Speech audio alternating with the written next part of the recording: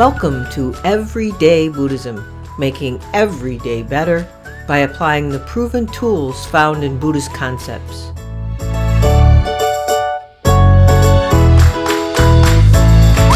Wow, here it is, the first episode of Everyday Buddhism. I am so excited to start this, and I'm hoping I will soon hear from some of you that you are excited to subscribe and make this podcast one of your new favorites. My name is Wendy Haylett. I'm a Buddhist teacher, lay minister, and career coach, and I coach at the intersection of your career and your life. Would you like to make every day better? So that's what we're going to be examining in this podcast. Who is this podcast for? Well, it's not necessarily for Buddhists, even though the title is Everyday Buddhism. It's more about the every part. It's for everyone. I mean everybody, but especially you. And you, the one dealing with overwhelm. And you, the one having too much to do and not being able to start anything.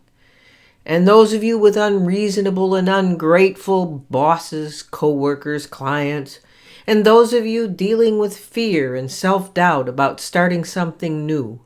And those of you stuck in the past or telling yourself stories over and over again about how you were mistreated, fired, cheated, whatever. These are the things that make our everydays not always perfect. They're not supposed to be perfect, but these are what make us insecure, angry, anxious. So the point here is that everyday Buddhism is for everyone. We've all had these issues. I just listed all those problems and issues, and we've all had them. We've had many more too, but what does that have to do with Buddhism? Isn't Buddhism a religion? Well, you wait a few minutes, I'll get into that when I do a little Buddhism intro to kind of bring everybody up to speed. But really, Buddhism, if anyone knows anything about Buddhism, or if anybody heard some story about Buddhism or someone talking about Buddhism, what they probably heard is that Buddhism is somehow about suffering. I call that the bad news of Buddhism. But essentially, it's about how not to let suffering drag us down.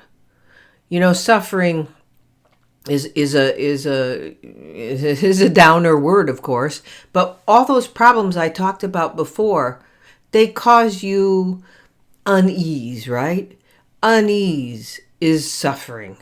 It's not the suffering of pain or dying or loneliness. It's the suffering of every day. The sort of problems that arise at work, the problems that arise in our family life, the problems that arise in our commutes, the problems that arise in the grocery store. And I'm thinking of my problems today, the problems of the rabbits getting into our garden. These things aren't suffering, but these are what make our everydays a little annoying, I guess. So my plan for this podcast is to listen to you, to gather what you see are your pain points. And then we look at things in another way. We look at them together and see if we can find a new way of seeing things. You know, everything is about perspective. Everything in our lives is about how we look at things. And you know, nobody makes us see things another way. So we have to own our own perspective. We can't blame it on anything on the outside. Sure, something might have happened that made us feel insecure, angry, fill in the blanks, but the thing on the outside didn't change our perspective about life or our perspective about how we feel about the thing that just happened to us. So hopefully, through the course of these episodes, we're going to help each other look at things in a different way and create new perspectives that will help make our everyday better. So about this podcast, what can we expect? My goal is to upload one episode a week and offer a mix of formats. First will be a format like I'm using today in the first episode, looking at issues by myself, examining some things, talking about some things, and maybe responding to questions that you write in. The next thing is talking with career coaching and life coaching experts. Since I am a career coach, and I'm talking about every day, that's one of the main areas we need to look at. And the other format would be talking with invited guests in Buddhist meditation and mindfulness teaching. So since I coach at the intersection of career and life, we need to look at where life comes in, where your career comes in, and how Buddhism can help in all those ways. Because whose life is separate from their career? And whose career is separate from their life? You know, if you tell me that you're able to keep your career in this box and your life in this box, I bet you I could say that could be the cause of some of your problems. Or if your life takes over too much of your perspective in your career, then you're going to have some problems. And if your career takes over too much of the perspective you have about your life, like bringing home your work problems, then you're going to have some problems. So today, after this intro about what we expect from the podcast in general, let's talk about what we're going to talk about in this episode. And we'll start by answering your question about Buddhism being a religion. Well, actually, it was my question at the beginning, but I'm assuming you had that question. You know, Buddhism is a religion. It answers a lot of the sort of questions that most religions do that really have no answers on a day-to-day basis, on a worldly plane. But from a secular perspective, we can look at Buddhism as not a religion. You know, some cultures do accept Buddhism as a religion, and people are brought up as children in that religion. And they don't actually, it's strange because in some of these cultures, they don't actually see some of the concepts that come from Buddhism and some of the everyday or secular tools that you can use with Buddhism, because in fact, they had the religion aspect of it infused in their growing up. So it takes them till adulthood to maybe find out some of these tips and tricks, if you will, that you can get from Buddhism. So what I'm trying to say to you is Buddhism, in the way we're going to look at it in this podcast, is about making your mind clearer.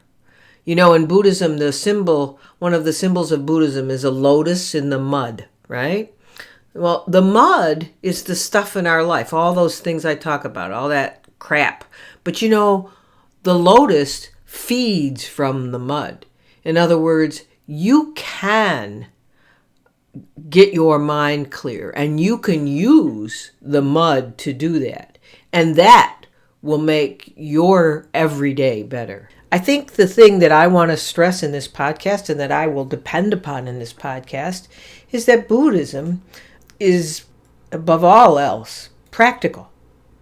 For those of us in the West, it could be considered more of a blend of philosophy or a worldview, or even more of a psychology than a religion.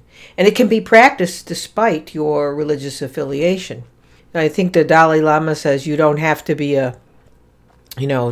it's not about being a good Buddhist, it's about being a good whatever you are, using the Dharma, using Buddhist tips and tricks, as I call them. So you, despite your religious affiliation, you can practice this sort of everydayness part of Buddhism on a daily basis, because the laboratory for the study of this philosophy or psychology is 100% accessible and 100% portable, because it is the study of the nature of our own minds, with the practical goal of living a life that allows the mind to be peaceful or clear, as I said. And when mind is clear, we tend to make healthy choices, wise choices. It's when our mind gets muddy, with emotion and too much thinking and overthinking and anxiety, that the mind is not clear, and we may not make clear, good choices. Now, the next thing to remember is that Buddhism is an experimental path. Although you might understand what I'm talking to you about, you might not. You may understand what you've read about Buddhism. You may understand what some Buddhist teachers who I hope to have on the show talk to you about. But unless you actually apply the teachings to your life, unless you try it out, the Buddha said, try it out. Don't take my word for it. If you don't like it, forget about it. But if you do like it, keep it in your life. So you have to apply these teachings to your life. If you do, and you like it, great. The results will be realized. So if you don't like it, you just reject it. I mean, not out of hand and saying I'm never going to look at it again, but you don't continue on, sort of beating a dead horse. If it's not working, don't think that if I don't buy into this philosophy or I don't buy into this way of thinking, then somehow if I magically practice it every minute, it's going to work. No. Remember, this is a practical way of living life. Remember when you were a child and first realized that people get sick, get old, and die? Remember asking why? Remember wondering then, what is the meaning of life? You may be wondering it now. It's not really a question that we actually ever answer as far as, okay, this is the question and I know the answer. But when you were younger, you had a determination to find out who you were, why you were, and your determination was also tied to using your life to make a difference, to make your life meaningful. Now, some of us that might have worked. We may be in a position where we feel we accomplished what we tried to do. Some of us not so much. Speaking for myself, when I look back at my sort of life trajectory, I got caught up in the pervasive habit that is life, right? Working, taking care of family, continually trying to get more comfortable, more comfortable jobs, more comfortable homes, more comfortable food, more comfortable clothes, the pursuit of pleasure. But hidden away in our homes, we watched TV, we went to the movies, the mall on vacation, and the search for more comfort, more pleasure became the goal. And we were held captive by those pleasures. And guess what?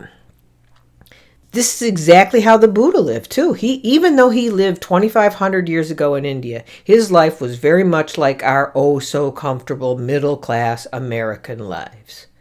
Siddhartha, the historical Buddha of our time, or Buddha Shakyamuni, was born into a ruling family and was kept protected, hidden away, locked inside the palace, stuck inside the gates, away from the aged, the decrepit, the poor, and the sick.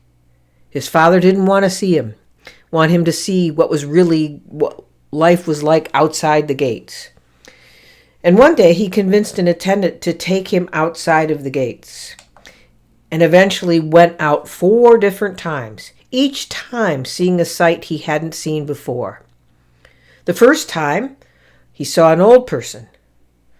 Never saw an old person before. He said, wow, that fellow looks different. He asked his attendant, what's going on? How come his skin looks different? How come his hair's white? And, his attendant said, well, that's an old person. The next time he saw a sick person. He had never seen a sick person, so his attendant again had to explain to him. And then the third time, he saw a corpse. And each time the attendant told him that each of those conditions happened to everyone. That we will all get old, we will all get sick, and we will all become a corpse. We will all die. which of course made Siddhartha question the meaning of life. So he went out a fourth time, and this time he ditched the attendant. I mean, the attendant wasn't showing him anything good. So he was like, okay, I'm out of here. I'm going to find somebody else that's going to figure this out for me, and I'm going to see the meaning in life. So he found a wandering religious person who had given up his comfort to devote himself to finding the end of suffering in his life. Like us, who may have come to Buddhism or come to this, podcast on Buddhism, he felt confused and anxious by a life that is guaranteed to be touched by sickness, old age, and death. Siddhartha was looking for something to make it better, and initially found it in the serene face of the religious wanderer. So at that time, he began a spiritual shopping trip, very much like we may have done, or maybe some of us are still doing. It is written that the Buddha went so far as to only eat 1 grain of rice per day, being able to touch his spine through his stomach, until he realized, I don't think starving is the answer. And then he realized that the answer was more likely found through the mind than the body. So he began to contemplate, to meditate, eventually realizing perfect wisdom and compassion, to become an omniscient and fully enlightened Buddha. And at the urging of some of his fellow seekers, he began to teach, and did so for 45 years until his death. He taught many different people and modified his teachings to fit his audience. He's sometimes referred to as the great psychologist or the great doctor because he was able to identify the problems within the audience and identify the antidote to their problems.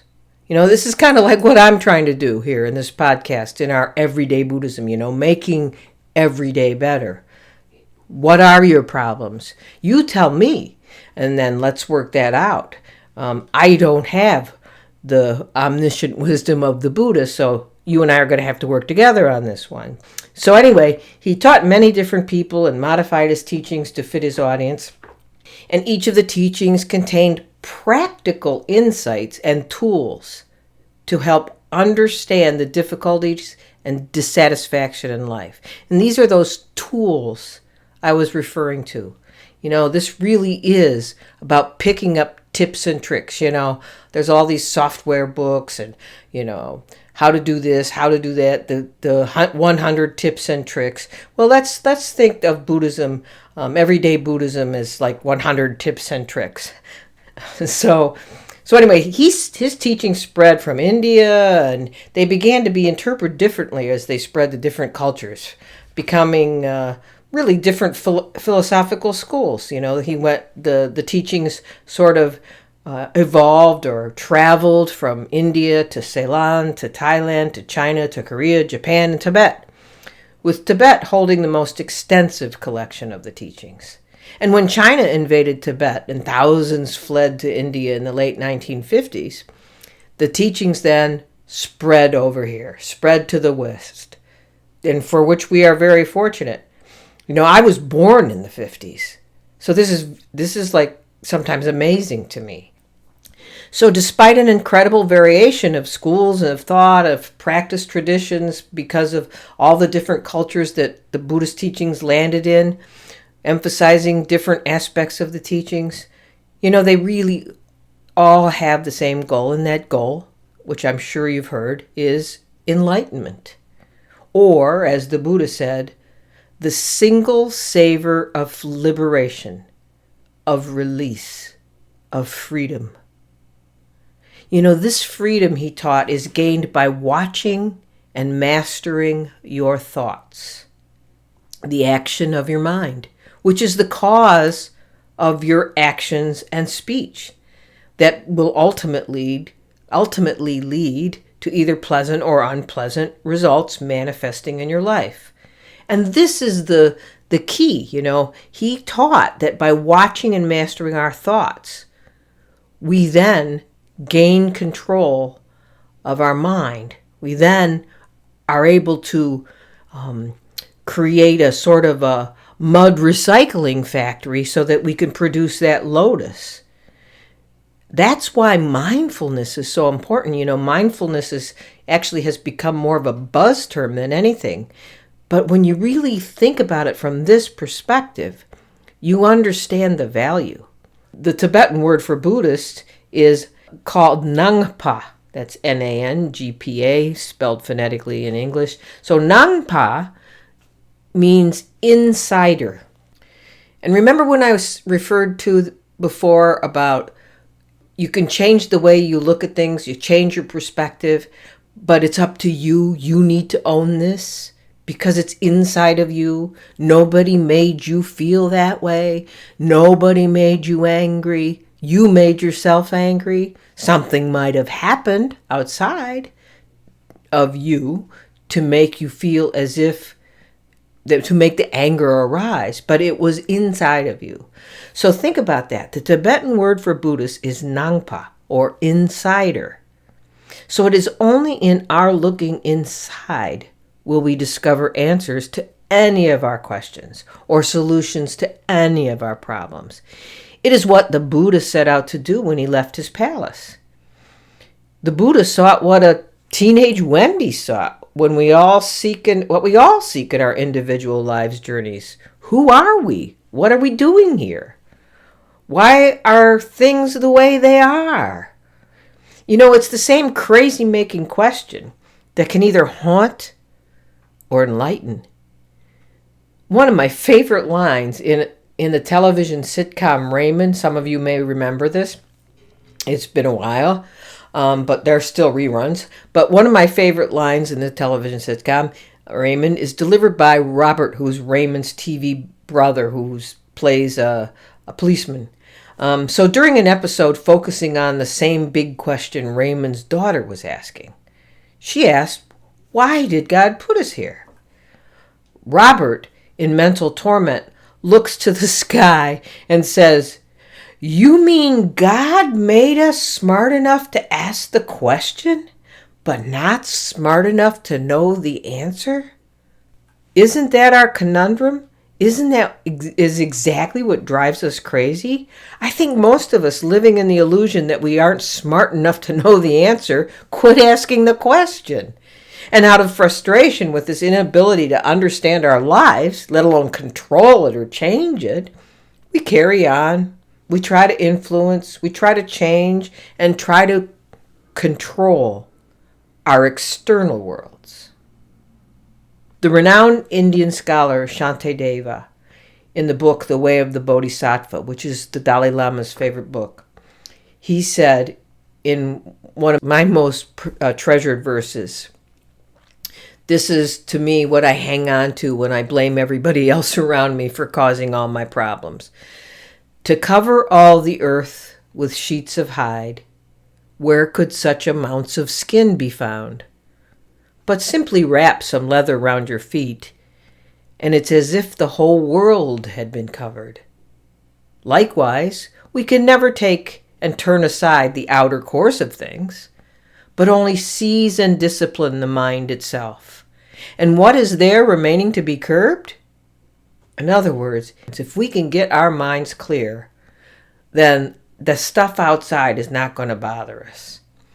In the West, particularly, there seems to be little or no reinforcement from our culture, our peers, the media, any external representation of the world to seek an internal understanding or solution to any of our discontent, unhappiness, or suffering. Really. I mean, the sort of drumbeat of our culture tends to be everything is outside. If you buy this, if you buy this car, everything's going to be better because the commute's going to be easier or safer or whatever. If you buy this house, if you buy this skincare, if you buy this food, if you buy it. So it's all focused on outside. That, okay, you're looking for the answer to your problem, then look here. I got that for you. Even though we live in a democracy that supports the belief that an individual vote can make a difference, no one seems to really believe in ourselves as an individual with self-awareness. with wisdom, and with the capacity to change our own lives. And by mirror extension, the capacity to change the lives of those around us. We don't believe it, yet the Buddha did not teach that we don't have that power or capacity. Yeah, we do.